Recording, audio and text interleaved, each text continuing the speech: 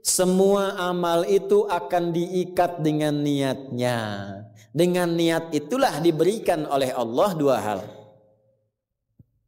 Satu, berpahala atau tidak. Jadi investasi akhirat atau tidak. Yang kedua, kesungguhan kita untuk mencapai itu. Jadi Bapak Ibu ini punya pekerjaan nih, ya. Serius tidaknya tergantung motivasi niatnya. Kalau Bapak niat bakal serius, kalau nggak niat gak akan serius. Anda jadi tentara nih, kalau niat betul jadi tentara akan sungguh-sungguh. Kalau nggak niat ya biasa-biasa saja, ada tugas kerjakan, nggak ada santai. Anda kuliah kalau niatnya benar, sungguh-sungguh belajarnya. Duduk paling depan, dengarkan dengan baik, catat, gak paham nanya. Makanya masuk dengan keluar beda. Masuk belum paham, keluar sudah paham. Ini duduk, masuk kelas, duduk di kursi barisan belakang. Duduk di kelas, bangku deretan belakang. Gitu kan, di dalam kelas penuh dengan obrolan. Dengan pikirin. Gak pernah nanya, pulang. Mau ujian, minggu tenang jadi minggu gelisah. Pinjam catatan teman. Nah itu belum niat, gak niat tuh kuliahnya. Ya, kalau mau niat tuh sungguh-sungguh pasti serius. Jadi semua pekerjaan itu akan jadi tercapai hasilnya kalau sungguh-sungguh, kalau serius. Serius. Ya, jadi kalau melamar sekali ditolak, kedua kali terus, 3 kali, 4 kali. Ya, kalau tidak ada di tempat itu, cari tempat lain. Ada seorang pemain biola tingkat tinggi, itu biolanya saja harganya puluhan miliar. Kalau sekali konser, itu tarifnya, tarif konser biola itu bisa di atas 1-2 miliar. Tiba-tiba dia coba iseng ngamen di pinggir jalan. Ya, jadi kalau kita di kereta di New York itu ada stasiun, di situ suka ada yang ngamen-ngamen itu. Iseng beliau ngamen, gak ada yang tahu kalau itu pemain biola termahal di dunia. Begitu memainkan musiknya, bagus musiknya, yang dikasih cuma recehan. Sekian sen. Dapatnya berapa? Ya cuma sekian dolar, 4-5 dolar aja. Padahal ini kalau manggung tarifnya bisa 2 miliar. Tapi analisis komentarnya sangat luar biasa. Ternyata manusia itu, perhatikan, kalau ingin sukses harus pandai menempatkan diri. Dia dihargai murah itu karena di tempat yang memang tidak mengetahui siapa dia.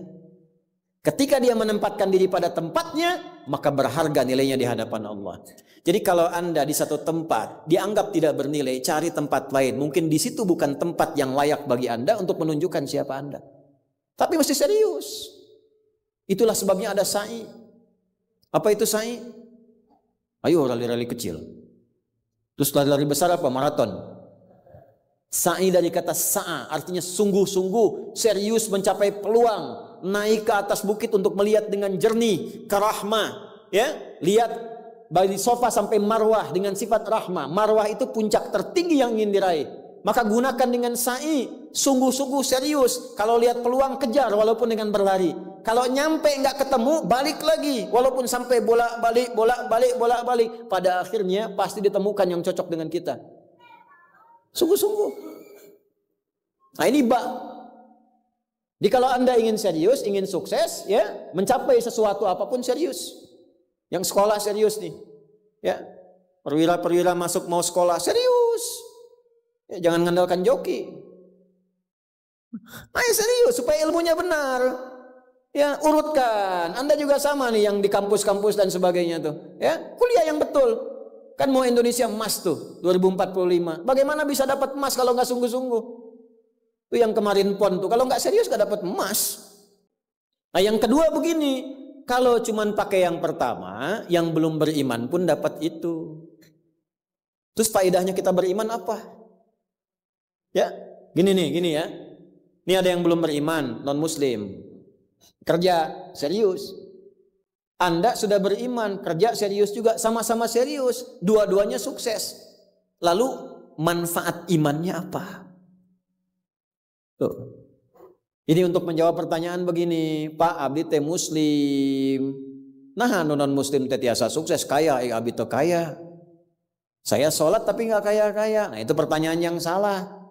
Supaya kaya itu penyebabnya bukan sholat, tapi serius, sungguh-sungguh. Kalau sungguh-sungguh kerja, sukses. Sungguh-sungguh belajar, sukses. Sholat itu, nah ini mendampingi kesuksesan dengan keberkahan.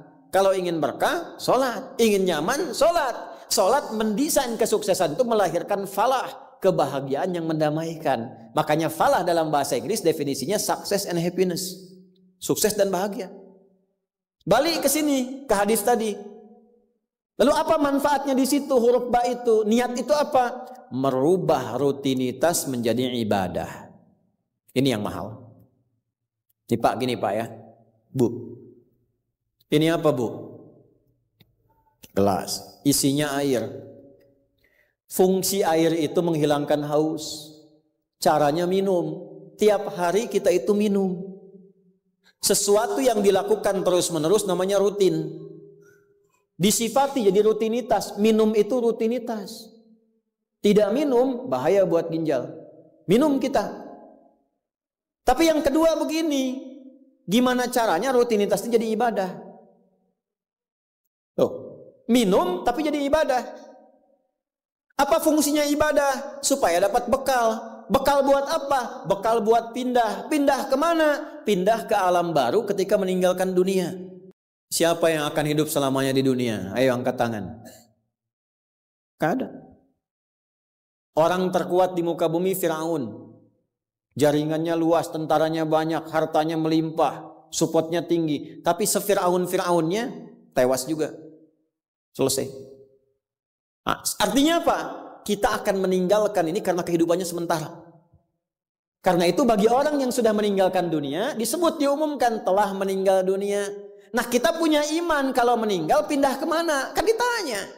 Akal kita kan bertanya, ini pindah meninggal dunia, meninggalkan dunia pergi kemana? Kan belum pernah ada yang punya pengalaman ke situ balik lagi. Oh abdi tadi kadinya wih doi, nggak ada. Ya. Harus terjawab. Kalau tidak terjawab bingung kita ini. Harus terjawab. Yang bisa jawab itu siapa? Yang menciptakan kita. Tanggung jawab. Harus memberikan keterangan. Karena itu kalau ada kitab suci menerangkan dengan sempurna. Setelah di dunia ke sini keadaannya begini, bekalnya begini, dari situ ke sini prosesnya begini. Ini menunjukkan kitab suci itu benar dan sumbernya dari Sang Pencipta. Dan berita baiknya, Alhamdulillah. Alhamdulillah, silahkan riset, silahkan komparasikan. Secara ilmiah, riset. Hanya Al-Quran yang menerangkan itu dengan sempurna. Dari dunia pindahnya ke sini. Alamnya disebut dengan kubur. Pemisahnya disebut barzakh. Di dalamnya ada begini. Dijelaskan oleh Nabi rinci. Kalau begini, begini. Kalau begitu, begitu. Selesai itu nanti bertahap seperti ini. Terjadi kiamat begini. Rinci. Kalau itu karya manusia, mustahil ada satupun manusia yang bisa berbuat seperti itu. So. Kita mau pindah nih, sekarang kita pakai logika yang betul. Hukum pindah itu harus bawa bekal. Ini yang ngaji semua di sini, enggak semuanya orang Bandung, orang Jakarta, tuh. Ya. Soreang mana Soreang? Masih subuh nanti pas maghrib Soreang tuh. Ya, Purwakarta mungkin kan. Ini enggak semua orang Bandung ini. Apakah Anda bisa nyampe ke sini kalau enggak ada bekal? Dari Bandung mau ke Jakarta mesti ada bekal. Beli tiket pakai kereta api cepat. Ya, kereta cepat, wush, tiketnya bekal. Pakai pesawat, bekal. Hukum mengatakan setiap pindah tempat mesti ada bekal. Ini Anda, saya, kita mau pindah dari dunia, minimal transit, ya waiting roomnya di alam kubur. Mau pindah, pertanyaannya bekalnya apa? Kan pindah tempat. Semakin berpindah tempatnya, semakin beda hukumnya. Ini kita di Indonesia mau transit ke Malaysia, apa dikira mata uangnya sama? Tidak, hukumnya pun nggak sama. Orang Indonesia ke Singapura, hukumnya beda. Oh bisa rapi, di jalan rapi, nggak ada buang sampah sembarangan, gitu kan? Pulang lagi ke Soreang, nggak bala deui, gitu. Hukum beda, ketatnya nggak sama. Ke Amerika lebih jauh lagi, nggak laku rupiahnya, tukar dulu dari sini, baru dolarnya nyala. Pindah tempat beda hukum. Toilet di kota Bandung dengan toilet di Lebak Bulus bisa beda. Ya. Nih bang 1.000, kok 1.000 bang? 2.000. Biasanya juga 1.000. Anda di mana? Lebak Bulus. Sini Bandung pak. Ya, bisa beda hukum. Maka Anda jangan berharap di alam kubur itu hukumnya bisa sama dengan hukum di dunia. Pasti beda. Tetap pertanyaannya sama. Bekalnya apa? Cuman 2 lembar 2 kain. Ibu tambahan 1 bu, kerudung ibu 3 tuh. Makanya saya selalu mengatakan dengan bercanda tapi dalam, mohon maaf ini yang muslimah, berlatih pakai kerudung ya. Berdoa minta sama Allah. Supaya nanti tidak bikin malaikat mungkar nakir penasaran. Di dunia nggak berkerudung, begitu meninggal dikerudungin. Ditaruh ke malaikat, ucu gening. Waktu di dunia teh kerudungan, nah hai udah jantan kerudungan. Man rabbuka, abi jamaah Ustaz Adi, namun belum sempurna hijrah. Pelan-pelan, jangan dihukumi dulu. Dia sujud itu sudah luar biasa. Dia belum taat pada satu bagian, tapi taat pada bagian yang lain. Kita doakan, support. Jangan langsung tiba-tiba, oh nggak taat, dosa, neraka. Nah, kamu neraka, aku maing wes, no, repot kau gitu tuh. Ya, balik lagi, dikembalikan pada kebiasaan, pada kebaikan. Nah, sekarang mau pindah ke alam kubur, bekalnya apa? Kan mesti jelas. Baju sudah beda, nggak bisa dibawa, itu sudah fitrah Pak. Bapak punya warisan banyak, ditinggal. Gak ada yang mau ikut, semua ditinggal. Anak-anak tuh sudah catat warisan bapak apa saja. Ibu sesayang-sayangnya gak akan ikut bu. Bapak jangan tinggalkan saya. Terus kata yang nguburnya, ayo ibu mangga atau mau ibadah ngiringan, nanti aja. Akan masuk. Nah sekarang pertanyaannya bekalnya apa? Ini mesti terjawab. Kalau gak terjawab, gak lengkap agama itu. Apa fungsinya Tuhan di situ? Mesti menjelaskan. Nah di Islam itu dijelaskan. Bekal yang kita bawa pulang meninggalkan dunia itu, itulah yang disebut ibadah. Itu. Setiap dikerjakan ada poin ditulis. Poin itulah nama bekalnya. Namanya ajrun namanya. Lahum ajrun ghairu mamnun. Yang kita sebut dengan pahala. Yang menjadikan itu dapat, pahala itu diraih, bekal ibadah itu dapat, itulah niat. Itulah niat. Jadi pekerjaannya tidak berubah, rutinitas tetap jalan, minum tetap minum, kerja tetap kerja, makan tetap makan. Cuma dengan niat itu di saat yang sama cara minum itu langsung dinilai sebagai ibadah. Perintah Allah, malaikat tulis. Ya, berapa tulisnya? Sesuai kadar keikhlasannya, minimal 10. Itulah perbuatan yang dianggap benar sehingga konsepnya dunianya sukses, minum juga, haus hilang. Akhiratnya dapat pahala. Jadi dunianya sukses, akhirat sukses. Disebut baik, perbuatan baik yang dinilai sukses oleh Allah disebut hasanah namanya. Makanya kita berharap dunia jadi hasanah, akhirat dikonfirmasi hasanah itu jadi pahala. Maka kita berdoa, Al-Baqarah ayat 201, Rabbana atina fid dunya wa fil akhirati waqina. Apa tafsir hasanah terkait ibadah? Tafsir hasanah terkait ibadah pindah surat ke surat 6. Ayat berapa? 160. Man jaa bil hasanati falahu asyru amthaliha. Minimal kalau diniatkan jadi ibadah tulis 10. 10 itu yang disebut bekal pulang. Sebelum meninggal. Tampilkan nanti. Punten Pak ngetang nate sanes kieu nya 1, 2, 3, 4 itu hitungan dunia. Cara menghitungnya 1 ke 2 500 tahun. 2 ke 3 500 tahun, 3 ke 4 500 tahun. Nanti semua itu diakumulasi, ditampilkanlah surga yang sesuai dengan pahala kita. Kapan ditampakkannya? Saat sakaratul maut sebelum meninggal. Sifat ibadahnya disebut, sifat orang yang rajin ibadah disebut abdun, jamaknya ibadun. Ketika mau meninggal ditampakkan, karena ditampakkan tenang dia. Nyawanya tenang, jiwanya nyaman. Sifat jiwa yang dilatih ibadah, saat latihan disebut tumakninah. Ruku anjen, jangan dulu itidal sampai tumakninah. Sujud, jangan bangkit dulu sampai tumakninah. Kebiasaan tumakninah punya sifat namanya mutmainnah. Makanya saat akan meninggal disebut ibadahnya, disebut mutmainahnya. Di mana? Quran surah 89 ayat berapa? Ayat 27 sampai 30. Ya ayyatuhan nafsul mutmainnah irji'i ila rabbiki radiyatan mardiyah fadkhuli fi ibadi, disebut ibadnya. Wadkhuli jannati, ditampakkan surganya. Ini surganya anjeun teh ieu tina amalan-amalan yang telah dilakukan selama hidup. Kalau yang nggak ada bekal, tampaknya yang jelek-jelek sesuai kebiasaannya. Ya.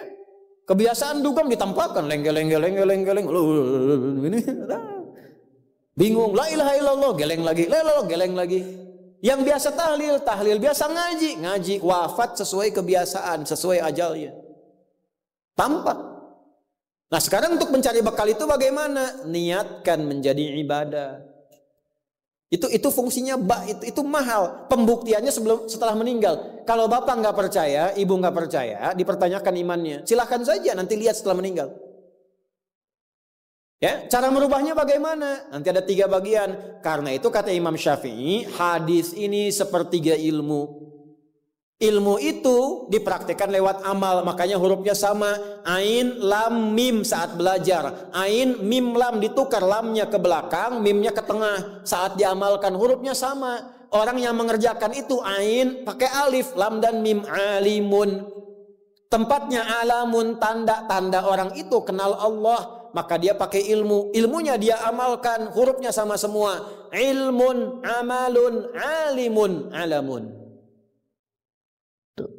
Allah disebutnya apa? Rabbil alamin. Jama alhamdulillahi rabbil alamin. Jadi kalau kita pakai ilmu, gunakan. Begitu digunakan, tuliskan pahalanya. Kata Imam Syafi'i, hadis ini sepertiga ilmu. Karena ilmu itu ada 3. Ilmu tentang lisan, ilmu tentang perilaku tubuh bagian luar, ilmu tentang hati. Semua perilaku kita bergantung 3 hal tadi. Contoh lisan. Panitia, kalau ada teh manis bagus banget itu.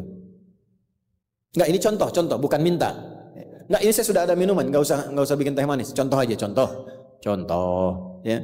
Kalau ada teh manis bagus banget itu. Itu lisan. Begitu lisan keluar, panitia langsung mikir, aduh, enggak dibikin tadi katanya. Maka coba di belakang dibikin, walaupun ustaznya bilang contoh, langsung bikin misal contoh gitu kan. Itu lisan. Kerjakan, siap kerjakan, komando, jalan, lisan. Jadi perilaku kita kadang bergantung lisan. Makanya ada ayat dan hadis tentang lisan. Hati-hati. Kepleset lisan lebih parah dibanding kepleset kaki. Bapak kepleset kaki bisa diluruskan lagi. Kepleset lisan lama Pak.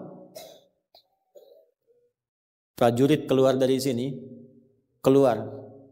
caci maki itu panglima tuh. Jangan dipotong videonya ya. Contoh ini mah, contoh. Kepleset lisannya, selesai karirnya. Kepleset kakinya, masih bisa berjalan. Maka lisan tuh ada hukumnya sepertiga bagian hidup kita. Kedua nih, ujung kepala sampai ujung kaki, tangan bergerak, kaki melangkah. Hati-hati. Itu semua ditentukan oleh apa? Ini kolbu, amalan hati. Bapak tahu dari mana kalau orang yang senyum itu senang pada Bapak? Bagaimana taunya? Boleh jadi dia iri hati, di hatinya itu ada sesuatu. Nah, karena manusia bertindak dari 3 bagian ini, maka Imam Syafi'i mengatakan, inilah hadis sepertiga ilmu. Kalau paham hadis ini, sepertiga kehidupan kita tuh hatam. Kuncinya apa? Niatkan semua hal itu menjadi bagian ibadah, maka pekerjaannya berkah, akhirat